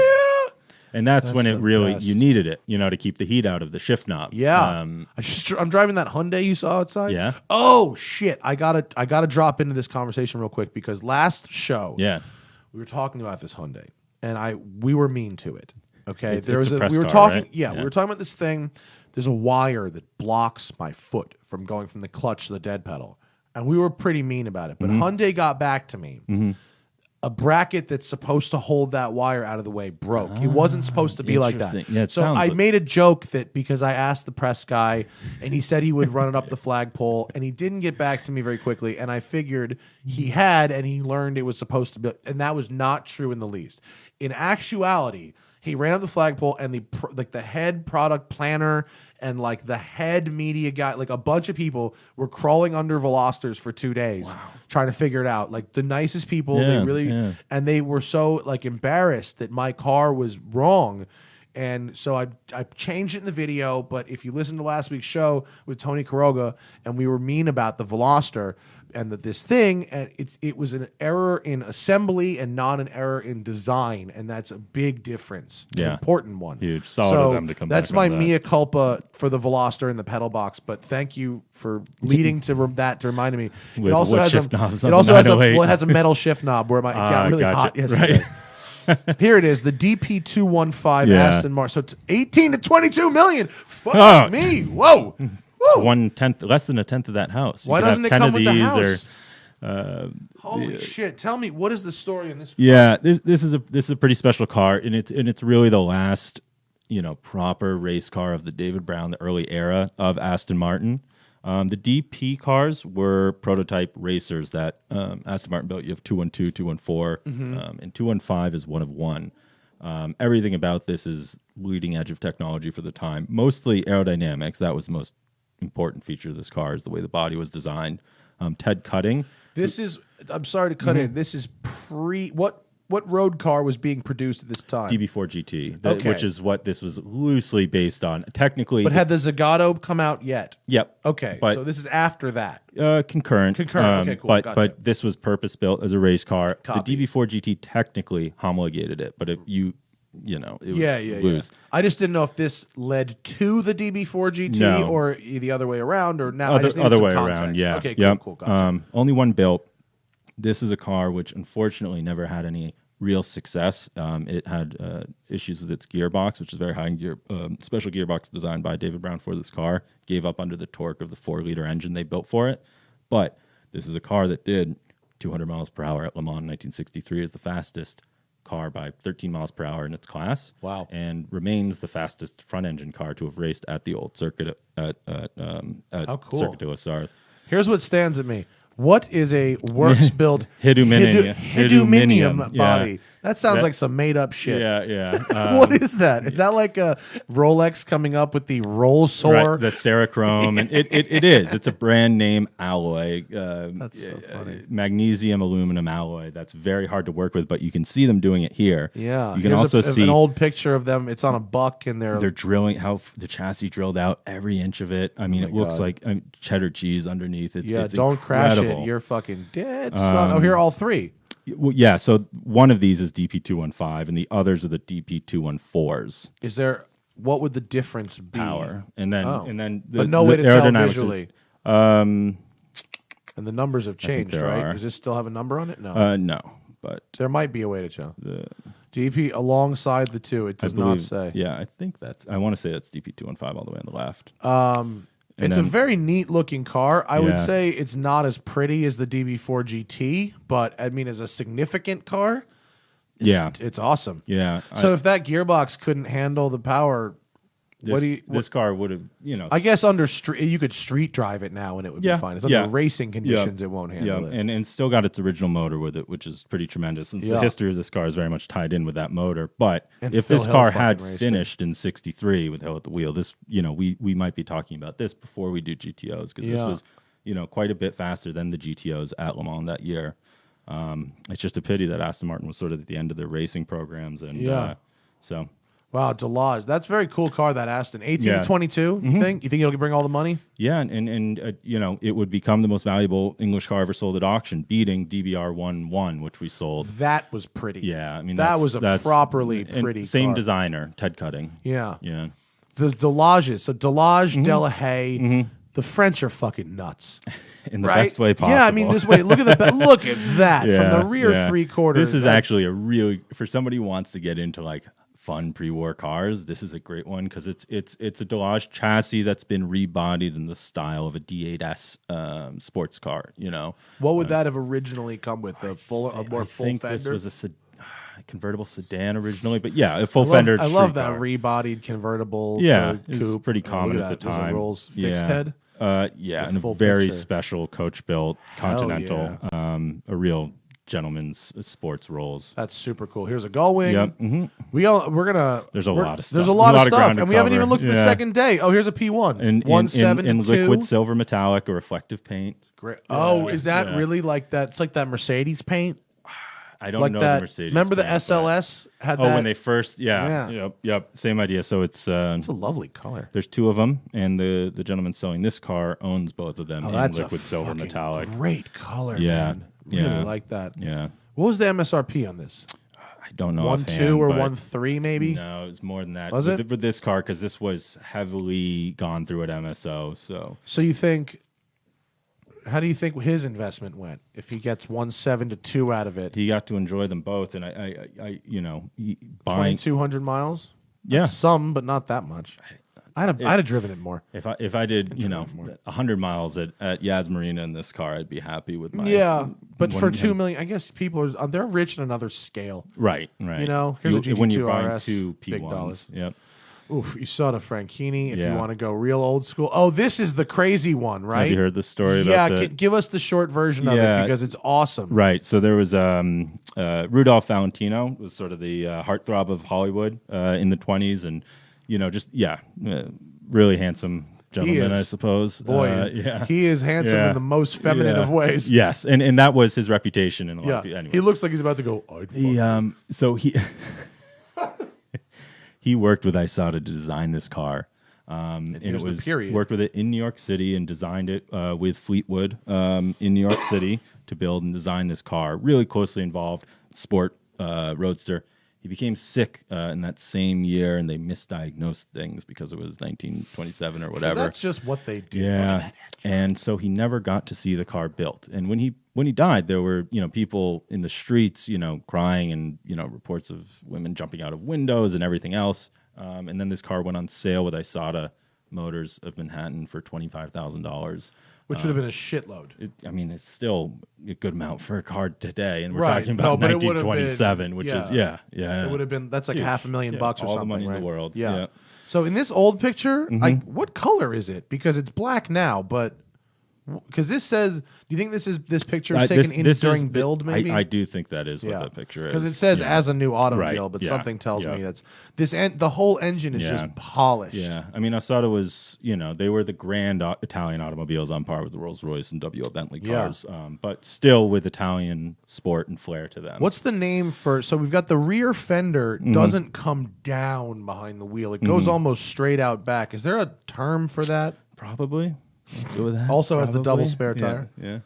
Oh, here's a Tucker 48. Yeah. I love Tuckers. Yeah. They've been the same price for like a while though, right? They've the Yeah, 1.8 nothing's to 2. going to change that's ever going to make a Tucker suddenly, double in price. Someone could crash one into a tree. Right. There's one And- less. And then you're going to get rid of a good Yeah. number of the world's remaining Tuckers. But I love Tuckers. Something about they're Yeah. so charming to yeah, me. and the story. It's a Yeah. uniquely American story, And I follow Rob Ida on Instagram, Mm-hmm, and so Rob Ida is like the Tucker expert, and so he's a really interesting Instagram follow because Yeah. he basically to restore. And if this one's restored, I'm sure he fucking did it right. Wouldn't you? RM, I think, did some Oh, work RM on did this one? Yep. Yeah, we have a restoration shop up Oh, in Canada, award-winning restoration shop. And you guys actually, you guys sell a lot of cars that you've restored as well. We sell cars that we've restored, and people also ask us to help them identify cars to buy that they can then restore and win an award with. We've won Pebble Beach 6 times with cars we've restored, I believe. Wow. Yeah. Well, I'd be shocked if Ida didn't provide at least a part or two into this. Right. But It's a small community of yeah, Tucker of restoration Tucker people. people. Yes. But he's a great Instagram Yeah. follow if Yeah. you happen to, because he makes a lot of the parts himself, so it's really neat. Cool car. Old Ferrari, 250 GT. Sexy. Yeah. Doesn't do much for me, though. Green. 05 Ford GT, 300 to 350, less than 900 miles. That's market price. Nothing new under Four the sun. options. Oh, here we go. This is a 7.5 to 9. Look at Yeah. this Ferrari. 034 MM. What's the story on this car? So this is a 250 mm. It was a car that was made after Ferrari's win at Miele with Bracco at the wheel famously. And after they won Miele, they produced a series of cars that were basically the same car that he'd raced at Miele. And this was for the gentleman racer. All the great privateer racers of the time bought 250 MMs. This one, this was the original drive it to the track on the weekends, drive it home, race it, and if you don't crash it, drive it home. Yep. It's what it was meant for, and this one's original gearbox engine. I mean, really spectacular surviving example and a great color as well. Now, even though these were like factory race triple cars, 4-barrel levers, like look at that carburetor. That's awesome. They're like cubes. This car is something like this. Just like, is it like going to behave itself on the street? Does it have like a normal cam, or is it a pain in the ass? You need to always have your foot into it somewhere. It doesn't like feathering the throttle. It doesn't like feathering, but to a degree, it's sort of particularly well pronounced. You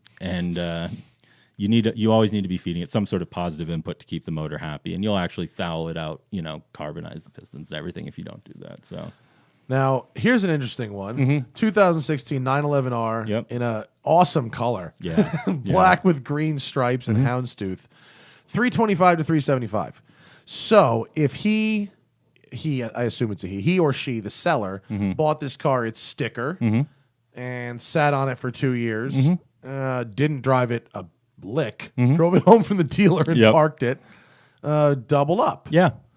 On the other hand, is it one owner? Oh, single ownership. No. On the other hand, if he had to pay over for the car, he's probably getting fucking hosed. Yeah. And it's interesting because there's lots of, 911R is a sort of a whipping boy in today's sort of late model collectible car market. People like to say, the 911Rs, what are people doing paying $1 million for them? And there were some high prices paid for them early on. There always are. This is still a pretty good place for a new car to be selling now that it's 2 years old. Totally. Like double the MSRP. No, totally. Yeah. No, if this guy paid sticker, he's doing well. Right. And there's still a lot of 911R owners who own them at sticker. I don't think a lot of people bought them who were on the list eligible to buy them, really bought them, saying, I'm going to, make $600,000 on this car. Maybe a few of them. But so you think those early high flipper prices were more of a fluke than the actual transactional prices of the cars? I mean, some transacted publicly, but none for, seven-figure sums that people sort of thought. See, here's the problem with this one, though. You can't fucking drive it because the mileage is the virtue. And if you want to drive one, you can buy for $175,000 a brand new GT3 Touring that won't be exactly the same, but like in my video, because Spike has driven both extensively. Right. It's 95% the same. Sure, and a house with like a home theater with 10 seats and like one pool is like 95% the same as the house you showed. But totally. Yeah. But I mean, a 911R, you can get very, very close to it. You're absolutely right. But it's But look, ultimately, if we look at the current state of 911s, production numbers matter more than almost anything, and the fact that they only made like 300 of them for US or whatever it is. Down the road, that bet will pay off compared to an 911 Touring if that's what you want. But if what you want is to drive the piss out of the car, having driven one, you should want that. You can't see the badge from the driver's seat, as they say. That's the problem with if you have all the space and all the money in the room, you get one and don't drive it. But and we're talking very small percentage of people. But if you've got 300 or 400 to spend on a car you don't plan on driving very often, that is just designed to look pretty and make some money for you, you could do better. Yeah. A lot better. I won't dispute that at all. Yeah, no. I think you could do a lot better. 300 spent on a Dino you're not going to drive is going to be better than 300 spent on a 911R or some level of vintage car that's almost a lock. What it comes down to when we have clients who are looking at different cars is what do you want to spend your money on? The driving experience, the collectability, the cachet, or the investment. And 18 Vanquish. Speaking Zagato. Of investments. Yeah, so I mean, I really like the newest Vanquish. I think too. they drive good. The 18 will have the 8-speed gearbox, which is better. This one, unlike the DBAR1, is actually I think a nice looking car. Yeah, I do too. There it is. That looks great. It looks like a bigger version of the Vantage Zagato. It's very cool, and the taillight treatments like unreal. You can't really see it, but it's almost There's like not a great picture of the taillights. There it is. Yeah. It's like a I finned LED thing, like a turbine blade. Like old school 50s tail fin era. Yeah, I'm into it. It's like a new deco. Fucking cool. New deco. Zagato, Yeah, you might Zagato patent won on that. this one. Yeah. Although I've driven this car with the square steering wheel, it's fucking weird. I don't like square steering wheels. Yeah. I don't like flat bottom steering wheels. I don't like square steering wheels, and I don't like these new hypercars where they just cut this top third of the steering wheel off entirely. Fuck, you still have to park this thing. Yeah. The fuck you doing? Oh man, a Countach Sans Wing LP 400, 500 to 600 grand, less than 3,500 kilometers. Oh, so these are strong. This is a low body car. What does low body mean? Yeah. Just other than no wing. It's it's a so. I'm not the main Countach guy at RM, but you have the low body cars, which were Series 2 cars, came after the original Periscopos and everything else, and they are they're just physically different cars in terms of the look, the roof line. The everything actual else. roof Yep. line is lower. How many of these did they make? The Series 105. 2s, I think there were 8 or 105. It What do says. I'm like a proper Countach It's- enthusiast. How have I it's- never heard of this shit It's what before? happens when cars become valuable. Is people really drill down into these details. This never mattered until yeah. like 2 years right, ago. right, yeah, yep. How much fucking lower is it? What happens? I would go through. I'm sure we talked about it. I mean, this window is pretty 'Cause slim here. There's but- low roof, body. high. There's a whole. Oh, here, lowered suspension ride height. It's okay. Hang on. It preserves the lowered suspension ride height and body. Okay, Right. so, So it's like the- I'm guessing there's pedestrian crash standards involved in this because interesting. DeLoreans had to have this. Right. Oh, so it's a combination of the earlier body, Right. earlier ride. Oh, okay, and the bigger engine. That's a good one to buy. Although I'll have one with a wing. Yeah. But this is big money. Can you get into a non-anniversary Countach for like less than 300? Yeah. You can. 100%. That's what I like. The flares, Yeah. the wing, no ugly steering wheel, and this interior. That's pretty much this car with the wing. Right. Is good for me. Old French shit, it's awesome. Old Aston shit. Anything else crazy in this? Oh, GT350R, 65. Yep. All right, 700 to 800 grand. Woo! Looks good. 375. Anything else crazy on this day? Nope. Yep. Let's go. I don't know if where are we at? An hour and 27. Wow, how about that? We'll have to catch a flight soon. So let's see Yeah. if we can get a couple of these questions from people. On my Instagram, I put up that we're doing this. It's not a live show today, obviously. How long did it take to tour the Crazy House? The Crazy House is like 40,000 square feet. So I think it took us like, I don't know, 15 or 20 minutes to tour the whole thing, maybe a little longer. It's a while. It's a took big time, fucking right. house. Yeah. Favorite car on there that wasn't a Pagani? The Morgan Aero Super Sports. That's Cool cars. That's Yeah. some great Gatsby shit. Yeah, it is. I got to drive For the one. new age. Yeah. So cool. Yeah, they're so fun. cool, and they drove nice too. Will be very interesting to see what the the GTO. We didn't Yeah. talk about it because it's Saturday. We only went through half. Here's the GTO. It's a Series 1 GTO with Series 2 bodywork, right? Yeah. We call it a Series 2. Okay. It was done, but Ferrari in period put Series 2 bodies onto the Series 1 Well, they chassis just did that to keep them racing, to help sell them. Yeah. And it was, the more refined body in terms of aerodynamics and everything. It resembles the 250 LM a lot. Right. Yeah. Although the LM has the engine in a different place, doesn't it? It does indeed. Yeah, that's but the roof in of the the same 250 in the LM. same way a 308 resembles a GTO. But this could be a record for a GTO, possibly. Right? It'll be a record for a car sold publicly at auction. It pretty much will be. Which is Is there? I mean, obviously, there's a reserve on this car, right? But are you confident that it will be? Yeah, will go past that. we expect it to sell. Isn't this one of the cars that has like the least amount of damage ever? Yeah, which is and that's how you rank GTOs. There's only 36 of them, but Yeah. there's a hierarchy, and it has to do with Series 1, Series 2. Provenance, what races it competed in period. Was it a factory or privateer car? Did it crash? If it crashed, how bad? Did someone die in it? Die? Did that help? I hate to say, No, it didn't. no. But it I didn't think- hurt that much. When the guy was impaled by the gear shift? No, the resale of the car know, like I was later. joking. that probably hurt. Yeah. No, it does. That ranks it down in scale of GTOs that have crashed to have one that caused fatality. But no, this car is not only never been in a single accident in its life, which is amazing because it was driven hard. It won its class at Targa Florio in 2 years back to back Yeah. with 2 different drivers. But it also finished all 20 races it entered in period. That's crazy. Every race it started, it finished. So does it still have the And- original engine and gearbox and yes, stuff? That's which are awesome. out of the car to preserve them because there's a lot of okay. value tied up in that, and you can make an engine perform just as well. So it's silly to run one that's worth, So does it have like a GTO engine in it or something? it not a GTO engine, but it's a 250 engine that's been given the same treatment as a GTO engine received in period. Yeah. So I wonder what yeah, that would cost to build today. What does it cost if you wanted to? If you have a GTO, you buy it, the engine's too valuable, you stand it, and you drop in an engine that you want to be exactly like. What does that cost? 200, 300 grand. It's a lot. It's a lot. Yep. Yeah. Big. Does that include finding a 250 engine? Is anyone That's casting not, those? No, but they're around because you had the 250 GTs and the Elenas and Bolanos, which were less loved back in the day. So there are blocks around for money.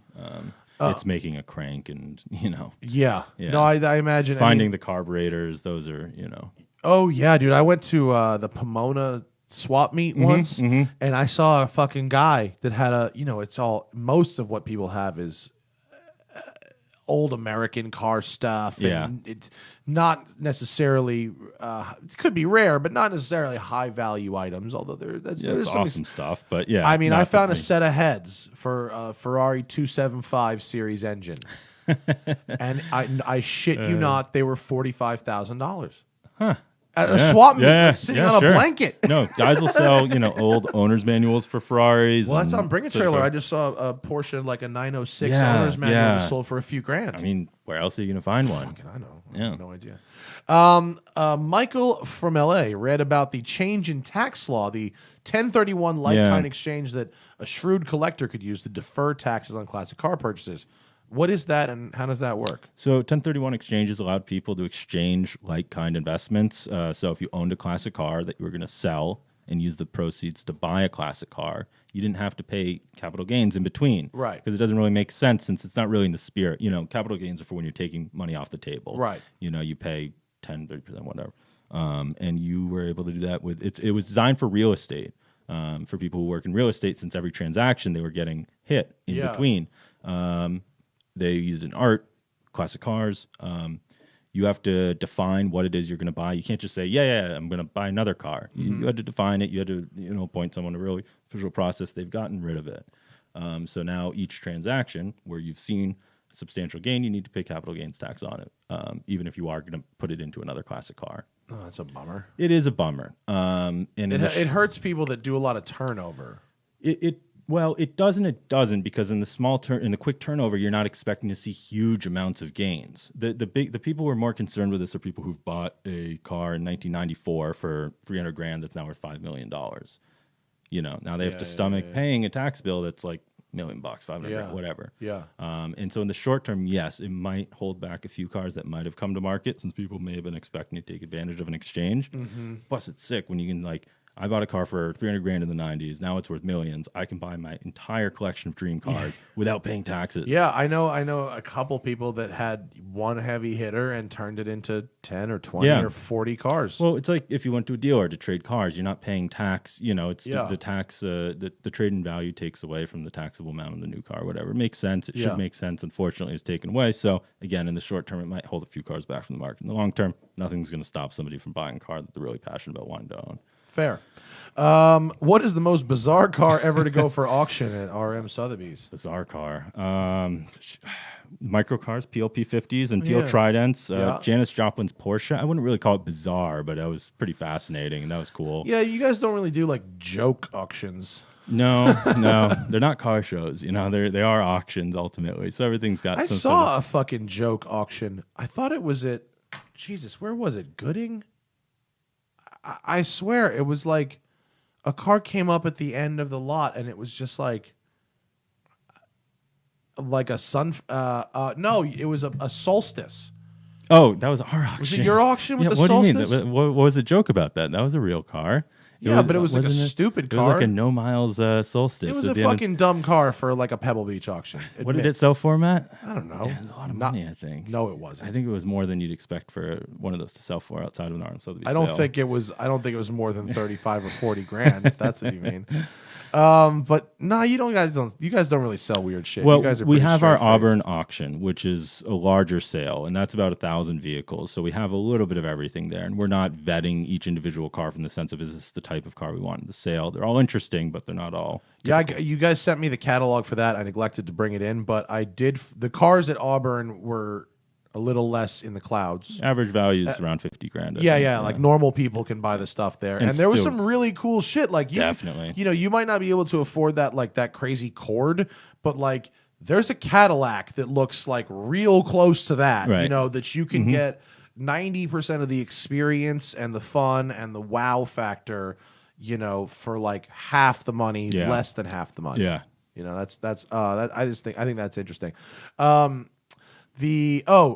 JDM car bubble and 90s, 80s. A couple people asking about bubbles. Is there a bubble? Well, I mean, prices, kind of peaked in 15 on the whole. We want to like break down into just JDM or specific, Porsches or just Ferraris or whatever. Things have moved differently, but the market at large peaked at 15. It's sort of been coming down really over the last couple of years. Honestly, this year we've seen things stay pretty flat, which is a good sign. It's the first year we haven't really seen a pullback on prices writ large. And I think that's healthy. What happens is the high prices bring an extra level of scrutiny to the market from buyers. People are less willing to just sort of throw their hat in the ring because a car that they like showed up. Yeah, They're really going to look at it, look at comps, look at everything else, and that More smart buying. Yeah, yeah, and not that the people who were buying cars before were dumb, but you get carried away in the mood of the of the market, and now we're in a space where people are really really looking at what they want to buy, but they still love the stuff, they still want to use it. So yeah, I mean, I don't want to buy anything I can't drive anymore. I'm just Yeah. over it. And what's hard is living in LA, living in the city is the car's got to be super well behaved. I think that's why Porsches are really popular Yeah. in LA because they are well behaved in traffic and Yep. they tend to not be a pain in the ass. right, you don't need a separate garage for them or Yeah. like separate occasion to drive them. Yeah, You you can pretty much drive them all the can time. in your ordinary life. Yeah, Yeah. and that's And- the trend I think today Yeah. is towards those types of cars. But I definitely one day I want a fucking Countach. Yeah. 100%. Yeah, and Yeah. we guys, we only went through. I mean, I don't even think we went through a third of the cars you've got. we went through about half, but yeah, because there's more to there's see. Saturday, but there's also the private sale stuff Yep, that's going on up there. Yeah. What else are you going to check out while you're at Pebble Beach, or you just work the whole time you're there? We're working, but we're checking out events as well.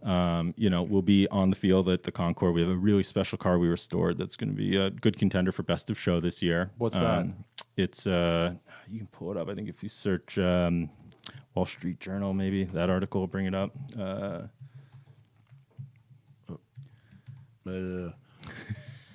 I'm I trying to type didn't know fast. you spoke Gaelic. I try to type fast. It's a 37 there you Cadillac. go. Yep. Is this it? Yeah. Alright. Yeah. Is it behind the paywall? I hope not. Oh Boom. wow! Look at that thing. That looks French. French coachwork on an American body. That's so, why it looks yeah. so French. It was Swiss, technically. Fucking but, yeah. fire, dude. That looks like a Delahaye, And it's basically. it's a two-seater as well, which is amazing. And there's a huge amount of wood framing that goes on back there. so much like real estate for. I know. Sorry. It's huge. It's very, very pretty. And you guys restored that? We restored that up in Canada at our shop there. They do everything in-house, which is very cool. Except for like heavy metal plating stuff like chrome, like everything's done in-house. That's so cool. Yeah. That's great. So Look forward to that. Yeah, but come check out the auction Friday and Saturday. Paid preview, but It's like look, everything in Pebble Beach is fucking expensive. Yeah. You gotta suck it up if you're gonna go. You gotta pay to play. Yep. Mostly, you can still actually I'll tell you what. I'll if people want to go, here's the value way. Stand outside where they're staging the Yes. cars for the auction. Yep. You can hang out and they drive these things right up, and you can talk to the guys who are driving them, Yep. and they're nice people. Keep your hands behind your back. Don't touch anything like an asshole. But if you're polite, you can just stand there and hang out with these guys for the entire auction. 100%, And you don't have to pay a dime. Yep. No, mean- and that's a lot of the coolest part too. Yeah. I mean, I have a ticket and I spend half the time inside and half the time outside. Right. And it's great. Yeah. I like that. They're a lot of fun. I'm not going to make it, unfortunately, to Pebble Beach this year. Yeah. Next year, I'm coming back. Yeah. But it seems everyone else is going, so I am kind of It's jealous. a big year, but It's a big year. Or it seems like every year is a big year. But year. We have to say that. But this does stand a chance to be our highest grossing and the highest grossing collector car auction ever. How much of that leans on the GTO? Well, the GTO is 45 million. Yeah. Expected in excess of that. So we set the record in 15 at around 170 million dollars. So you can do the math on it. Yeah, boss. Very Boss. Very. I like it. Thanks Cool, for coming man. by, Jake. Yeah, thanks for having me. I appreciate it, man. Yeah, it's it been was great. fun. Follow Jake on Instagram. It's JE_Auerbach. I'm sure you'll be having a lot of posts from RM. Of course, rmsotheby's.com will get you the online auction catalogs PDF, print it at home, or just browse it on your tablet or whatever. And bid online on any lots under $1 million. So. Oh, you can? Yep. Oh, great. Yep. Or you can bid on the phone, or you can go in person, or you can get a bidding consultant. Write me a postcard. A whole lot of ways to do it. Yeah. It is. Can you, I guess, yeah, I mean, almost anyone can get a bidder's pass. As long if you gotta have some money. Demonstrate serious interest, but we're happy to accommodate anyone interested to bid. Right. And if not, you can certainly get your way into the auction by buying a book. Yes. Yeah. Or you could be like me and scam your way in by being media. It's all a ruse. Yeah. And follow RM Sotheby's. I'll plug them. RM Sotheby's on Instagram as well. They have some very pretty. Ooh, that 993 GT2. Yeah. Is that CJ's car?